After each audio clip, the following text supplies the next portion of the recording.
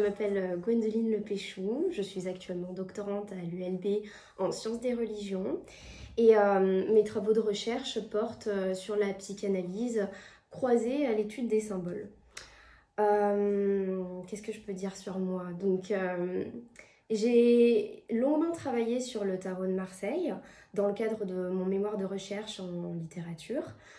Parce que j'ai un parcours très littéraire. Hein. J'ai fait un bac L, Hippocagne, licence de lettres et enfin le master de lettres. Et c'est à travers ce master que j'ai commencé à m'intéresser à l'occultisme. Je m'intéresse également à l'art religieux, alchimique, en fait un petit peu tout ce que les images que les courants ésotériques ont produit.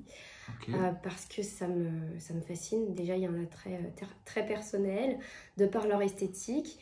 Et aussi parce que je trouve que ça fonctionne. En fait, le langage symbolique est assez mystérieux. Il fonctionne comme un code qui serait à décrypter. Donc, il y a une part de curiosité. Ok. Voilà.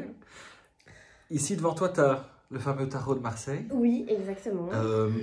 Bon, on va commencer par un truc très simple. C'est quoi le tarot de Marseille? Alors, bon, le tarot de Marseille, comme tu peux le voir, c'est un ensemble de cartes qui combine, à mon avis, différentes traditions philosophiques et spirituelles. Je pense qu'on peut y retrouver des analogies à l'alchimie, à la doctrine chrétienne, au judaïsme, également à la franc-maçonnerie. Donc vraiment, ça combine plusieurs traditions. Voilà, je pense que c'est important de l'expliquer que le jeu, il se décompose entre arcane majeur et arcane mineur. Donc, si tu veux, je peux le développer, ce point-là. Les arcanes majeurs vont venir représenter un peu les grandes idées philosophiques. Il y a une dynamique profonde dans les arcanes majeurs. Hein. Il va venir incarner plutôt le monde supérieur, hein, le concept. Le message universel un peu. Tandis que les arcanes mineurs, eh bien, ça va davantage représenter le monde humain. On va retrouver des aspects de notre vie terrestre déjà à travers les enseignes. Donc je sais pas si tu vois ce que c'est que les enseignes. On a les coupes, donc ce sont des outils symboliques. On a les coupes, on a les bâtons, les épées, les deniers et c'est tout. Donc 4 enseignes. Et donc, chaque enseigne va venir incarner un aspect de cette vie. Donc, les coupes, plutôt les relations amicales, familiales, amoureuses. Les deniers, ce sera plus en rapport avec l'aspect financier, matériel. Les bâtons, plutôt l'aspect travail, initiation. Et l'épée, les obstacles qu'on peut rencontrer dans la vie, les expériences, voilà. Les expériences et le développement personnel, enfin bon. Donc, pourquoi je parle de ça parce que ça, voilà, c'est ça. Parce que ça représente plus le monde humain. On a aussi des repères humains directement. On a le roi, on a la reine, le cavalier et le valet. Et en fait, dans l'interprétation qu'on pourra en faire, je donne des pistes d'interprétation. Le roi, on pourrait y voir un homme d'âge mûr, par exemple. La reine, une femme influente. Chacun va venir porter son regard sur la carte et trouver une signification en fait qui lui correspond. Donc on doit combiner les deux arcanes. On peut combiner les deux arcanes. Ça dépend de ce qu'on recherche. Ok.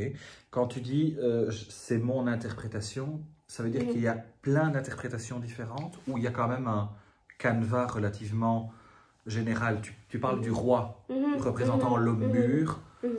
Est-ce que tous ceux qui font ce genre de jeu entre guillemets de cartes ont cette interprétation-là ou ça peut encore varier? Alors, il y a plusieurs types d'interprétations, mais on retrouve quand même, comme tu le disais, une sorte de cadenas. Et ça, je pense que c'est la rencontre entre un contenu archétypal, par exemple la force, on va retrouver des mots-clés du type le courage, la puissance. Donc ça, c'est notre canevas. Et un contenu qui serait plus subjectif. Et à mon avis, c'est comme ça que le tarot fonctionne. Et que c'est pour ça qu'il fascine. Et qu'on a cet effet un peu waouh, ah oui, cette carte parle de moi. Par exemple, si un homme, chef d'entreprise par exemple, tire un roi, eh bien, son inconscient, justement, va penser que cette carte lui est destinée. Bah tiens, peut-être que ça me représente. Et c'est comme ça que... Je pense que c'est comme ça que ça fonctionne, oui. Mais une personne qui commence, comment est-ce qu'elle peut interpréter? Comment est-ce qu'on joue concrètement avec les cartes? Est-ce que tu as un certain nombre de cartes à piocher? Comment ça Alors, fonctionne? comment est-ce qu'on peut débuter? Effectivement, c'est une grande question. Moi, je me projette, en fait. Enfin, je pense à comment moi j'ai débuté, enfin, comment j'ai découvert le tarot. C'était d'abord une question d'esthétique, d'attrait. Okay. Donc, j'ai été intéressée par les images, par les illustrations. Donc, d'abord, c'est beaucoup d'observation.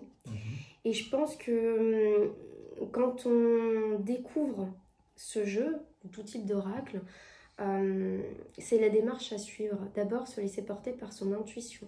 Observer les détails, ce qui nous touche, ce qui nous marque.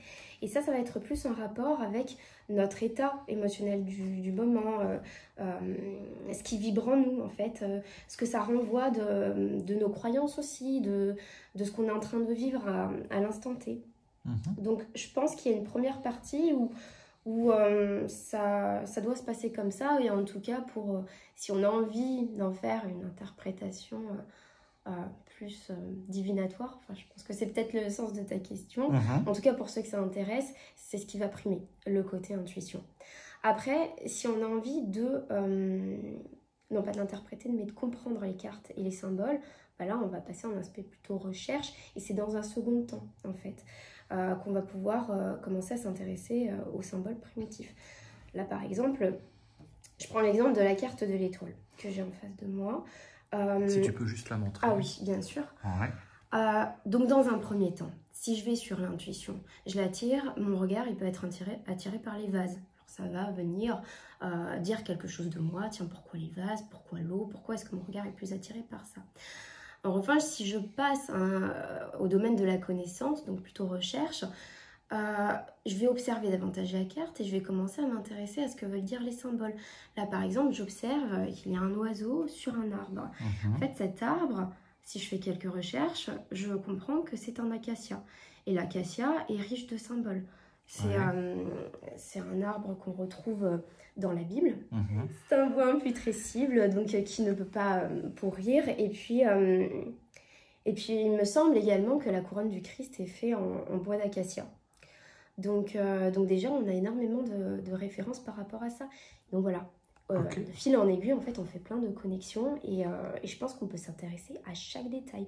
On peut s'intéresser aux gouttes, par exemple, en dessous du soleil, ici, qu'il semble descendre dans l'arcane du soleil, et là, qui remonte dans l'arcane de la lune. Et tout ceci a une signification. Mais bon, voilà, on ne le voit pas forcément quand on est dans la phase d'intuition. La question que je me pose, c'est est-ce normal qu'il y ait plus de cartes dans l'arcane mineur que dans l'arcane majeur? Alors, ça, je ne l'ai pas développé quand tu m'as posé la question des origines. Mais effectivement, pour les arcanes mineurs, c'est moins flou que pour les arcanes majeurs. Pour les arcanes mineurs, on pense que ça viendrait des peuples morts ou des Mamelouks, un peuple égyptien. C'était leur carte à jouer. Et en fait, ils auraient ramené ça donc, en Europe. On trouve d'ailleurs beaucoup d'analogies avec nos cartes à jouer modernes. Donc les cœurs qui auraient donné les coupes, les bâtons, les trèfles.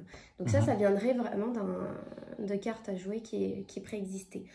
En revanche, pour les majeurs, il y a eu énormément de théories. Donc, par exemple, au XVIIIe siècle, il y avait l'écrivain Antoine Cour de Gébelin qui indiquait que ces cartes-là viendraient de l'Égypte antique. Donc, ça renfermerait la sagesse de l'Égypte antique. Mais bon, c'est dans un contexte d'égyptomanie aussi. Et ça a été largement discrédité aujourd'hui. Il y avait également Papus qui, lui, pensait que le tarot avait été importé, en tout cas les arcanes majeures, par les bohémiens. Voilà, qui lisaient l'avenir déjà avec. Qu'est-ce qu'on a d'autre comme théorie? On a certains historiens qui se sont demandé si l'auteur des arcanes majeures n'était pas le philosophe néoplatonicien Marcificin.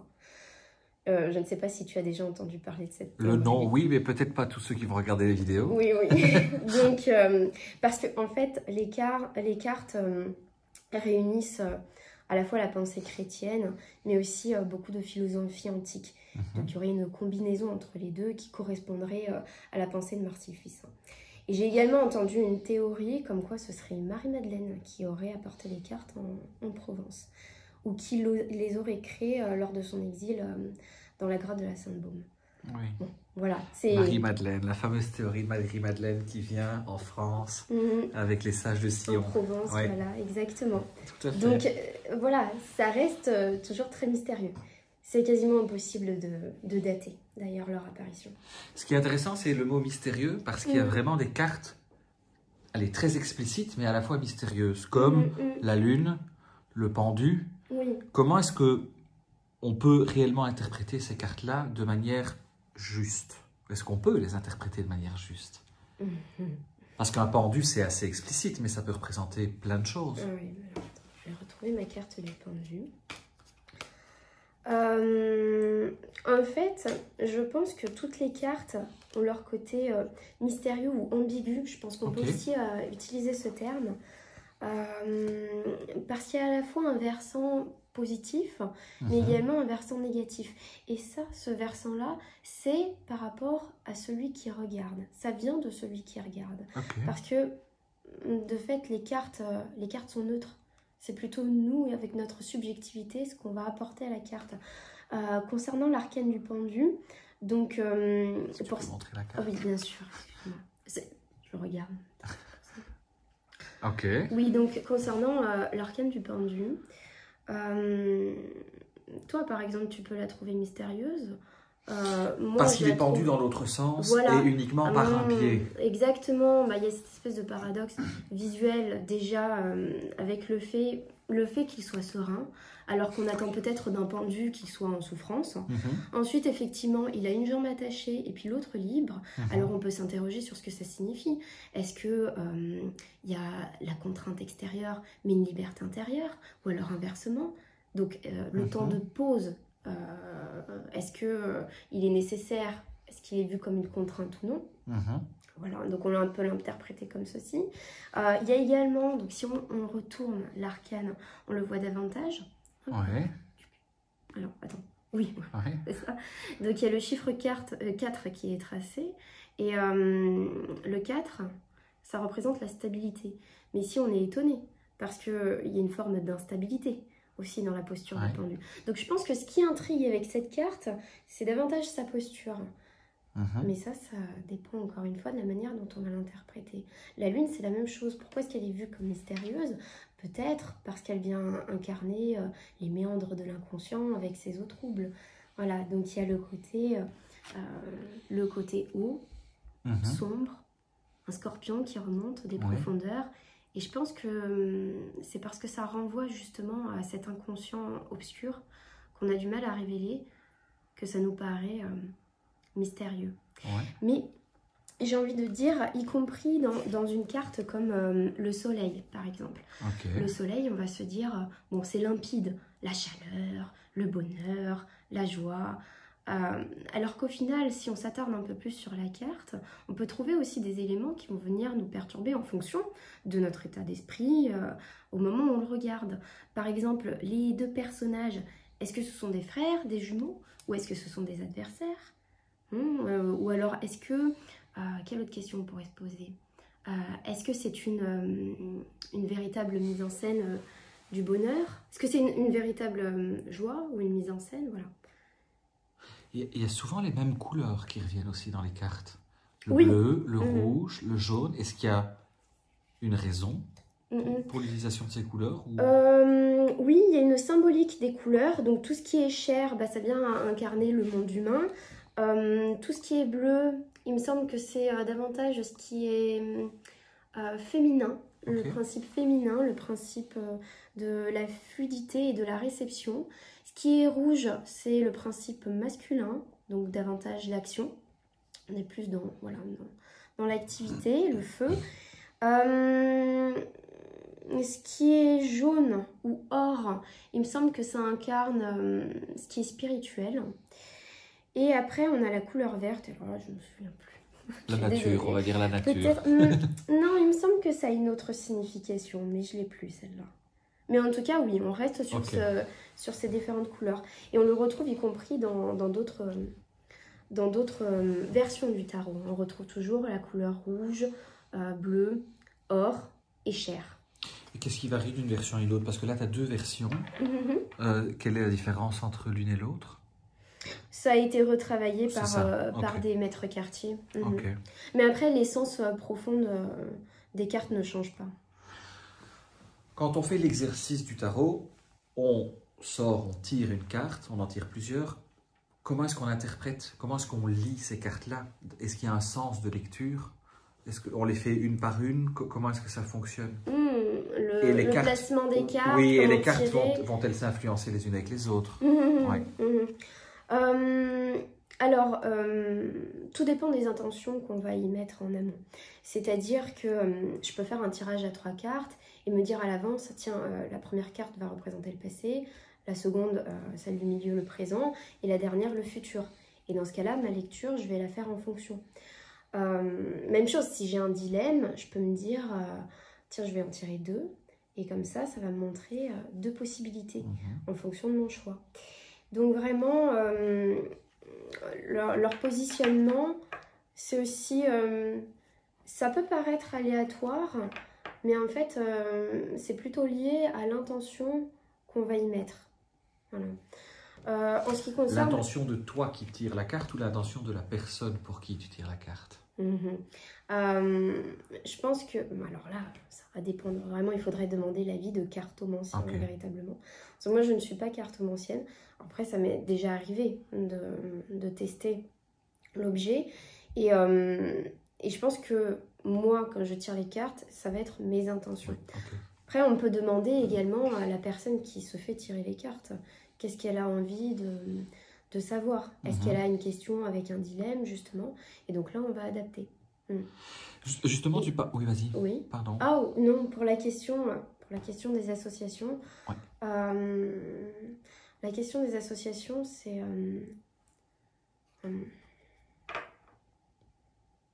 Non, c'est la même réponse. C'est la psyché, en fait, qui joue dessus. Et alors, pour l'interprétation des cartes et comment les associer, moi, ce qui m'intéresse, c'est beaucoup la psychanalyse, pour expliquer, en fait, le fonctionnement de cet objet. Et Freud a dit quelque chose de très intéressant dans l'interprétation des rêves, et qui peut s'appliquer au tarot, à mon sens.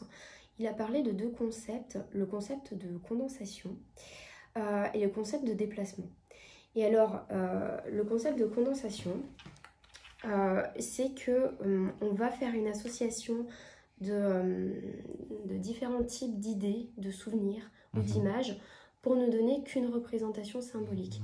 Et je pense que c'est applicable au tarot dans le sens où on va mettre plusieurs cartes et on va chercher à fusionner leur sens pour avoir une signification, un message global. En ce qui concerne le concept du déplacement, là, on va transférer le sens d'une carte à une autre. En fait, il va s'opérer un glissement. Imaginons, je donne un exemple, que je prenne l'arcane du diable. Je tire l'arcane du diable.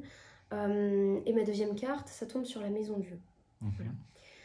Je peux l'interpréter comme ceci. Tiens, je risque ma perte ou je risque de chuter à cause de mes tentations, par exemple. Le diable incarnant la tentation et maison Dieu la chute. Et donc ici, c'est opéré une forme de glissement entre les 2 cartes. J'ai fait fusionner leur sens. J'ai fait à la fois de la condensation et du déplacement.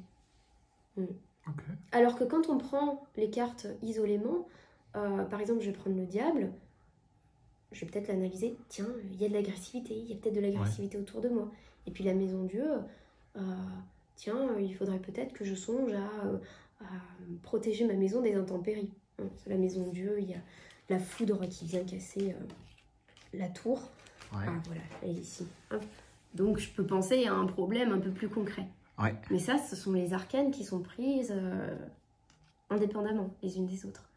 Quand je veux les associer, je vais forcément opérer un phénomène de condensation et de déplacement. Ouais, ok. Ça, c'est très clair. Ça, c'est bien. Merci pour le lien avec Freud. Ici, mais on reste quand même dans le symbole. Est-ce qu'on peut appliquer une interprétation à une question très concrète du réel? Du style, est-ce que je vais trouver un emploi? Tu prends ton jeu de cartes. Est-ce que je vais trouver, avec une question bien concrète, je suppose, pas rester trop vague, mais est-ce que je vais trouver l'amour telle année? Est-ce que mon grand-père ou ma grand-mère vont être guéris de telle ou telle maladie? Est-ce qu'on peut trouver une réponse à travers le jeu?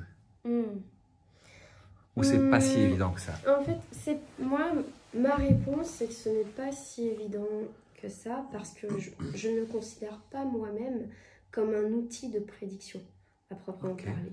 Pour moi, c'est plutôt un outil d'analyse symbolique de sa situation.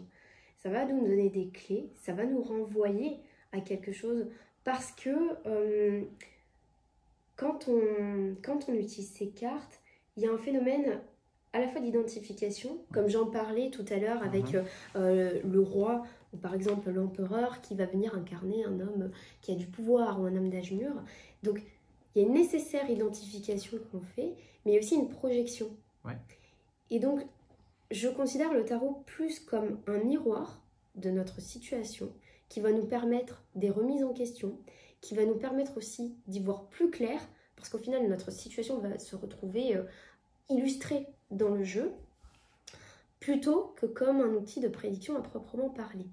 Alors après, que ça nous donne des pistes, c'est possible aussi, dans le sens, tu me parlais d'une question d'amour. Imaginons la situation de Pierre qui vient de se faire quitter par Sophie. Il va peut-être chercher une réponse concrète dans le tarot sur, par exemple, comment la récupérer.